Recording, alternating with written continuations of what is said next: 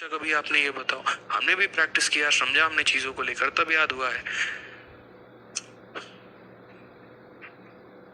आइए चलिए next question यहाँ देखते हैं क्या कहा है। एक व्यक्ति 5 मेज और 9 कुर्सियों को 15,400 में खरीदा है। उसने मेजों को 10% के लाभ पर और कुर्सियों को 20% के लाभ पर बेच दिया। यदि सभी मेज एवं कुर्सियों को बेचकर कुल लाभ 2080 का था तो देखेंगे आप, तो ये 15,400 क्या है? क्या ये प्रॉफिट का वैल्यू है? क्या ये सेलिंग प्राइस का वैल्यू है? क्या ये कॉस्ट प्राइस का वैल्यू है? किसका है? जरा कमेंट बॉक्स में आप ही बताइए। तो बोलेंगे सर 15,400 में खरीदा है, यानी ये कॉस्ट प्राइस का वैल्यू है। तो अगर ये कॉस्ट प्राइस का वैल्यू है तो हम क्या करेंगे, इसका कॉस्ट प्राइस लिखेंगे, इसका कॉस्ट प्राइस लिखेंगे और दोनों के कॉस्ट प्राइस को इसके बराबर करेंगे। अगर वही यहाँ पर ये बोलता कि टेबल को बेचने पे इतने % का प्रॉफिट, कुर्सी को बेचने को इतने % का प्रॉफिट और वो प्रॉफिट 25 रुपए के बराबर, तो हम वहां पर प्रॉफिट के वैल्यू को लिखते हैं कि इस पर इतने % का या इतने x का प्रॉफिट है, इस पे इतने y का प्रॉफिट है, इसका प्रॉफिट मिलकर इसके बराबर है। तो अक्सर आपको ये देखना पड़ेगा कि क्वेश्चन में क्या दिया है। प्रॉफिट की वैल्यू दी है तो प्रॉफिट लेंगे, कॉस्ट प्राइस की वैल्यू दी है तो कॉस्ट प्राइस लेंगे, सेलिंग प्राइस की वैल्यू दी है तो सेलिंग प्राइस लेंगे, जिसकी वैल्यू दी है वही लेंगे। पहले वाले पार्ट में हमसे यहाँ क्वेश्चन में कहा गया कि उसने 5 टेबल को और 9 चेयर को इतने रुपया में खरीदा है, 15,400 में खरीदा है। तो मुझे बताइए, एक टेबल की कीमत 100x, तो 5 टेबल की कीमत कितनी हो जाएगी? तो 5 टेबल की कीमत 500x हो जाएगी। एक चेयर की कीमत 100y, तो 9 चेयर की कीमत कितनी हो जाएगी? तो 900y हो जाएगी। तो इसका इतना कीमत है, इसका इतना कीमत है, दोनों को कीमत को जोड़ दें तो वो बराबर हो जाएगा कितने के? तो वो बराबर हो जाएगा 15,400 के। वो बराबर हो जाएगा हमारे किसके? 15,400 के। उसके बाद यहाँ पर उसने टेबल को 10% के प्रॉफिट में बेचा, यहाँ पर उसने चेयर को 20% के प्रॉफिट में बेचा, तो total profit on selling all the table, सारे के सारे टेबल बेच दिए, सारे के सारे चेयर बेच दिए और इतने रुपए का प्रॉफिट हो गया। अब जरा गौर से देखो यहाँ पे, ये 2080 रुपए क्या है? किसकी वैल्यू है? क्या ये कॉस्ट प्राइस का वैल्यू है? क्या ये सेलिंग प्राइस का वैल्यू है? क्या ये प्रॉफिट का वैल्यू है? आप मुझे खुद बताओ यार। पूजा मैडम, संडे तक प्रॉब्लम सॉल्व हो जाएगा मैडम जी, कृपया धरना ना निकाले, शांति से पढ़ाई कर ले। कमेंट हमें आपका दिख रहा है और पढ़े और पढ़ाने दे मैडम जी। कर देंगे मंडे तक आपकी समस्या का निपटारा, हम कर देंगे, पढ़ लीजिए प्लीज। ठीक है, तो इसका प्रॉफिट हो गया। और मेरे भाई देखो, टेबल का प्रॉफिट, चेयर का प्रॉफिट, दोनों का प्रॉफिट किसके बराबर है? 2080 के। ठीक है, तो 2080 रुपए हमारा क्या है? 2080 रुपए हमारा दोनों का प्रॉफिट है। तो मुझे टेबल पर जितना भी प्रॉफिट हुआ मुझे वो लिखना पड़ेगा, चेयर पर मुझे जितना भी प्रॉफिट हुआ वो लिखना पड़ेगा। पूरा का पूरा टेबल का प्रॉफिट, पूरा का पूरा चेयर का प्रॉफिट, और वो हमारा बराबर होगा किसके? 2080 के। हिंदी में भी आप पढ़ लीजिए, 10% लाभ पर कुर्सियों को 20%, यहाँ पर कहा गया उसने मेजों को 10% के लाभ पर, कुर्सियों को 20% के लाभ पर बेच दिया और सभी मेज एवं सभी बेचकर उसका कुल लाभ इतने का था। तो ये जो है, ये क्या है? लाभ है। ये जो है क्या है? लाभ है। तो मुझे टेबल का लाभ लिखना पड़ेगा, चेयर का लाभ लिखना पड़ेगा। अब यहाँ देखो, टेबल पर कितने % का प्रॉफिट है? 10% का। तो दुनिया अक्सर पता है क्या करती है, इसका 10% उठाती है और इसका 10% 10 होता है, यहाँ पर लाके लिख देती है। बट हम ये भूल जाते हैं कि ये जो प्रॉफिट हमने लिखा है सिर्फ एक टेबल का लिखा है, और यहाँ कहा गया है कि ये जो है ना, ये हमारा सारा का सारा टेबल, सभी मेज एवं सभी कुर्सी का वैल्यू है। जितने मेज थे सबका और जितनी कुर्सी थी सबका। तो अगर मान लीजिए यहाँ पर एक टेबल पर हमें 10% का प्रॉफिट हुआ है, तो मुझे बताइए 5 टेबल पर कितना हुआ होगा? एक टेबल पर 10%, तो 5 टेबल पर 50%। एक टेबल पर 10%, तो 5 टेबल पर 50%। पहले पर भी 10, दूसरे पर भी 10, तीसरे पर भी 10। तो एक टेबल पर 10x, तो 5 टेबल पर कितना हो जाएगा? 50x हो जाएगा भाई। 50%, इसका 50% कितना होगा? इतना होगा। उसी तरीके से मेरे भाई, यहाँ एक कुर्सी पर 20%, एक कुर्सी पर 20%, तो 9 कुर्सी पर 9 इंटू 20 यानी 180%। कितना? 180%। तो यहाँ इसका 180% कितना हो जाएगा? 180y हो जाएगा।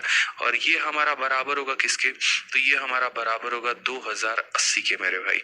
तो यहाँ पर एक टेबल पर 10, तो 5 टेबल पर 50, एक यहाँ पर चेयर पे 20, तो 9 पर कितना हो जाएगा? 180 मेरे भाई। इसका प्रॉफिट, इसका प्रॉफिट, किसके बराबर। क्वेश्चन में हमसे किसकी वैल्यू पूछी है, कॉस्ट प्राइस ऑफ 3 चेयर पूछा है, यानी यहाँ पर हमें किसकी वैल्यू निकालनी है, y की। अगर मुझे y निकालना है x कैंसिल करना पड़ेगा, और अगर x निकालना है तो y कैंसिल करना पड़ेगा। मुझे यहाँ y की वैल्यू चाहिए तो मुझे x को कैंसिल करना पड़ेगा। एक मेरा भाई कह रहा था कि अगर x बराबर नहीं हुआ तो क्या करेंगे। देखो यहीं पर अगर नहीं हुआ तो क्या कर रहे हो, नहीं हुआ तो यहाँ पर कैसे कर रहे हो ये बताओ। नहीं हुआ तो मेरे भाई यहाँ पर जो है इसको 10 से गुना करते हो, पूरा का पूरा इक्वेशन को। क्यों ऐसा करते हो, पूरा का पूरा सबको 10 से गुना करते हो। तो यहाँ पर 50 को 10 से गुना करोगे, यहाँ देखो 50 को 10 से गुना करोगे ये 500 हो जाएगा। 500 में से 500 खत्म कर दो, 0 हो जाएगा। ठीक है, उसके बाद यहाँ ये 10 को गुना करोगे ना, मैं आपको लिख ही देता हूँ, क्या पता बहुत बच्चों को ये भी ना समझ में आया कैसे हो गया क्या हो गया, बवाल काटते रहेंगे मेरे भाई। यहाँ पे 10 को 50 से गुना करो तो ये तुम्हारा 500 हो जाएगा। 10 को तुम 180 के साथ गुना करो तो ये तुम्हारा 1800 हो जाएगा भाई, ले लो यहाँ पे। और इसको तुम 10 से गुना करो तो 20,800 हो जाएगा, लो। ठीक है, यहाँ पे अब कुछ पल के लिए इस इक्वेशन को भूल जाओ, कुछ पल के लिए कि ऐसा नाम का भी कोई इक्वेशन था कि क्यूसी को आपने ये बना दिया है, तो भूल जाओ यहाँ पे। ठीक है, तो यहाँ पर मैंने क्या कहा, अब यहाँ पर मैंने कहा कि भाई देखिए आप यहाँ पे समझिए इस बात को लेके। अब आपको यहाँ क्या करना है, तो आपको यहाँ पर जो है, ठीक है, आपको यहाँ पर जो है इस पे फोकस करना है। अब यहाँ देखिएगा तो जैसे इसमें से इसको माइनस करिए, 500 में से 500 को माइनस करिए, 0 हो जाएगा। उसके बाद 1800 में से 900 को माइनस करिए, 1800 में से 900 को माइनस करिए तो 900 वाई हो जाएगा। ठीक है, 20,800 में से 15,400 को माइनस करिए, 20,000 में से 15,000 माइनस करिए 5,000, 800 में से 400 माइनस करिए 400, तो यहाँ पर हो जाएगा हमारा इतना 5400। 900 वाई का मान 5400, 900 वाई का मान 5400। ठीक है, हमें यहाँ कितना चाहिए, तो 3 चेयर का कीमत चाहिए। 3 चेयर का कीमत, एक चेयर का कीमत कितना है, 100 वाई है, तो 3 चेयर का कीमत कितना हो जाएगा, 300 वाई हो जाएगा। समझ गए, एक चेयर की कीमत 100 वाई तो 3 चेयर का कीमत 300 वाई, यानी 900 का मान दे रखा है, 300 का मान बताना है। तो 900 को कितने से डिवाइड किया है कि 300 आया है, तो 900 को आपने 3 से डिवाइड किया है, तो इसको भी क्या करना पड़ेगा, इसको भी डिवाइड बाई 3 करना पड़ेगा। तो यानी आप 5400 को 3 से भाग कर दीजिए जनाब यहाँ पे, तो कितना हो जाएगा, 1800 हो जाएगा, करेक्ट आंसर है। समझ गए बात को यहाँ पे, तो ऑप्शन नंबर सी जो होगा वो हमारा क्या होगा, करेक्ट आंसर होगा। कि सर 900 का मान इतना, आप ऐसे भी कर सकते हो यार, आप इसको 9 से डिवाइड कर लो, तो 900 का मान 5400, 100 का मान यहाँ 9 600, 100 का मान 600, और 100 का मान मेरे भाई बच्चा एक अच्छा है ना अपना बेसिक वाला एकदम, जिसको कुछ आता ही नहीं है, कसम खा के बैठा भाई हमको शॉर्ट ट्रिक कुछ नहीं आता, हम कुछ नहीं लगाएंगे, तो ऐसे भी कर सकता है यार कि 900 वाई का मान हमारा इतना है, 2 0 से 2 0 खत्म, यहाँ से 6 खत्म, वाई की वैल्यू तुम्हारी कितनी आ जाएगी, वाई की वैल्यू 6 आ जाएगी। तो यहाँ पर जो है तुम्हें 3 चेयर की कीमत बतानी है, तो 3 चेयर की कीमत बतानी है तो 300 वाई बताना है, यानी 300 इंटू 6 तुम्हारा 1800। लो ऐसे भी कर लो कि ज्यादा तुम्हें सिरदर्दी लेनी नहीं है। तो बाकी मैं तो इतना ही बोलूंगा, 900 का मान दिया था, 300 का निकालना था, उसका 1/3 करना था, तो इसका 1/3 1800 हो जाता, बात खत्म हो जाता। कहते हैं सर इतना फ्रस्ट्रेशन कैसे मैनेज करते हैं, कैसे कैसे स्टूडेंट है। देखिए क्या करेंगे, सारे के सारे अपने ही स्टूडेंट है, लेके चलना पड़ेगा। कोई थोड़ा परेशान है उसको भी लेके चलना पड़ता है, कोई बेचारा फ्रस्ट्रेटेड है, बताओ उसकी गर्लफ्रेंड ने उससे बात नहीं किया तो उसकी भी फ्रस्ट्रेशन हम ही पे निकालता है, वो भी लेके चलना पड़ता है। किसी का मैथ्स कमजोर है तो वो भी लेके चलना पड़ता है, किसी का बहुत अच्छा है तो उसको लगता है सर धीरे पढ़ा रहे हैं, वो भी लेके चलना पड़ता है। तो क्या करेंगे, कम्युनिटी है, सबको लेके चलना है। एक प्रतिज्ञा मन में ली है कि सबको गणित सिखाना है। ठीक है, कुछ एकदम गवारों वाली हरकतें भी करते हैं, ठीक है, उनको लाइव दिखता भी है, कमेंट दिखता भी है, फिर भी बोलते हैं ब्लॉक है, ये है। कुछ बेचारे यहाँ पर जो है अपना बस स्टार्टअप, मेरा नाम ले लीजिए, मेरा ये कर दीजिए, वो कर दीजिए। तो हर तरह के बच्चे होते हैं, आदत हो जाती है मेरे भाई पढ़ाते पढ़ाते, क्या करें बताओ, है यहाँ पे। ठीक है, हो जाएगा, कोई दिक्कत नहीं है। बस एक ही चीज है यहाँ पे कि यहाँ सिखाने आए हैं आप लोगों को, तो उसके ऊपर ज्यादा फोकस रहता है, जो काम जो मकसद से यहाँ पर आए हैं बस। ठीक है, आ जाइए चलिए। तो ये हमारा सीजल का क्वेश्चन था, प्यारा क्वेश्चन था, टेबल था, चेयर था, 100x 100y मान लिया, उस तरीके से करके इसको खरीदा तो ये खरीदने की कीमत, इसका प्रॉफिट ये प्रॉफिट की कीमत। ठीक है, इसको बैलेंस करके उड़ा दिया, इसलिए यहाँ पर बच गया इतना वाई, इतना 900 वाई का मान, इतना वाई का मान निकल गया, 300 वाई का बता दिया। ठीक है, छोटी छोटी बातें यार समझना पड़ेगा आपको।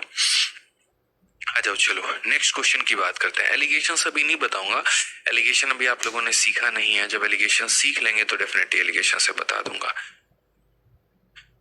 ठीक है। चलिए,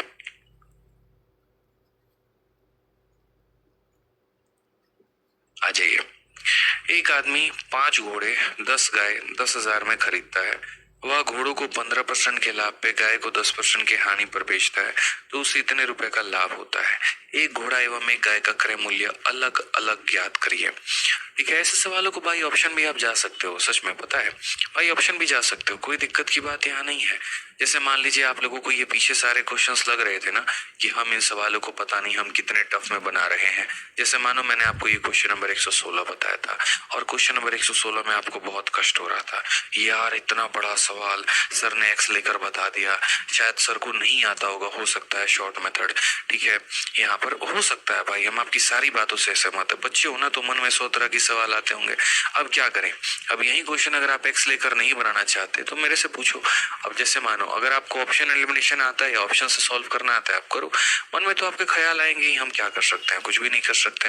तो यहाँ पर जैसे मान लीजिए कि अगर आप इस क्वेश्चन को इस तरीके से नहीं करते 116 को और शॉर्ट में करने की इच्छा मन में प्रकट होती, तो यहाँ क्वेश्चन में क्या कहा था, price of book and pen. मैं आपको ऑप्शन से बता देता हूँ कि सवाल को ऑप्शन से कैसे करते हैं बिना और एक्स को माने। यहाँ पे आप यहाँ यूज ऑप्शन में जाइए। ठीक है, मैं आपको पहले सीधा यहाँ पर जो है कोई गलत ऑप्शन उठा के दिखा रहा हूँ। मान लीजिए मैंने ऑप्शन नंबर ए उठा लिया और ऑप्शन नंबर ए के अनुसार ये मेरा जो है price of book and pen, ये मैंने बुक की कीमत को मान लिया, ये मैंने पेन की कीमत को मान लिया यहाँ पे। ठीक है, अब क्वेश्चन में यहाँ पर क्या कहा है जरा देखना। कहा गया था सवाल में कि यदि हम कलम को 5% के हानि पर बेचते हैं और किताब को 15% के लाभ पर, तो बेचकर कुल 7 रुपए का लाभ होता है। मुझे 7 रुपए का लाभ होना चाहिए। देखो यहाँ पे अगर मैं पेन को 5% के लॉस पे बेच रहा हूँ तो ये पेन है, पेन की कीमत कितनी है 120। ठीक है, पेन की कीमत कितनी है 120, तो इसका 5% कितना होगा, इसका 10% 12 होता है, इसका 10% 12 होगा, तो 5% कितना होगा -6। अब ये मत कहना इसका 5% -6 कैसे आया, भगवान के लिए हाथ जोड़ रहा हूं मैं, इतना निकालना तो आता ही होगा। 120 का 5% कैसे निकालते हैं, तो देखो पेन 120 का